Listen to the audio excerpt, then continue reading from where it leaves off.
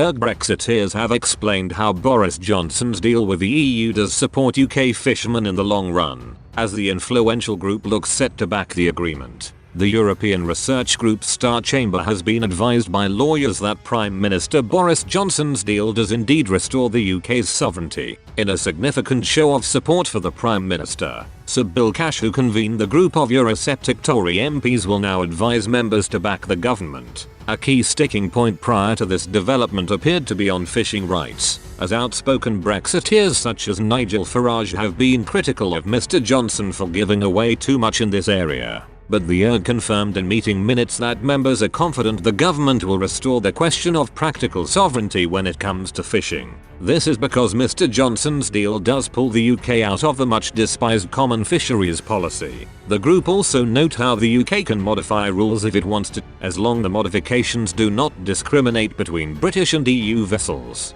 Finally, the ERG conclude that by 2026 the UK will have the legal right to take full control of its waters. There is a veiled threat if this is not secured, as the Eurosceptic MPs clarify that this is dependent on the preparedness and robustness of the UK government when the time comes. In notes released by Tory MP Andrea Jenkins, the group's summary concludes, the agreement provides for continued access by EU vessels to UK waters, that is the UK's territorial waters and its exclusive economic zone, during a 5.5-year period up to mid-2026. During which EU vessels are to have defined, but progressively declining, shares of the total allowable catches of fish species as specified in the annexes. This aspect of the agreement temporarily limits the exercise of the UK's sovereign rights over its waters that would apply in the absence of the agreement. However, the agreement does not require the UK to continue to follow and apply the common fisheries policy rules.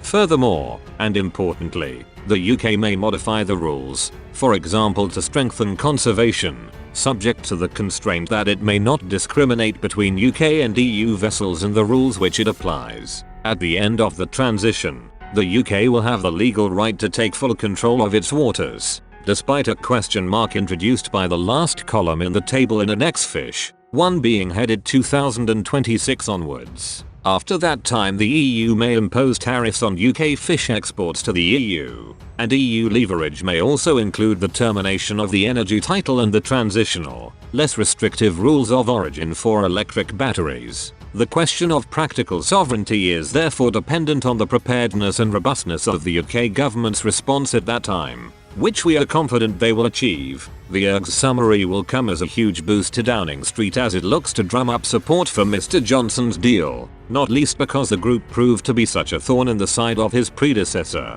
Theresa May. It stands in contrast to the thoughts of Brexit Party leader Nigel Farage, who, despite praising Mr Johnson for ending the Brexit war, argued the deal was even worse than I had feared for fishermen. He claimed the UK still won't own the fish that swim in its waters, and said the Prime Minister had failed the industry. He added, the current terms of the common fisheries policy will continue and just 25% of EU boats' fishing rights in UK waters will be transferred to Britain's fishing fleet up to 2026. Originally, it was expected that the EU's rights would be cut by 80%. Nobody should underestimate the sense of betrayal in our coastal communities this has inspired. Even if after 2026 Britain wants to increase further its own quota allocation, it will have to pay compensation to the EU to do so. This is an outrageous humiliation.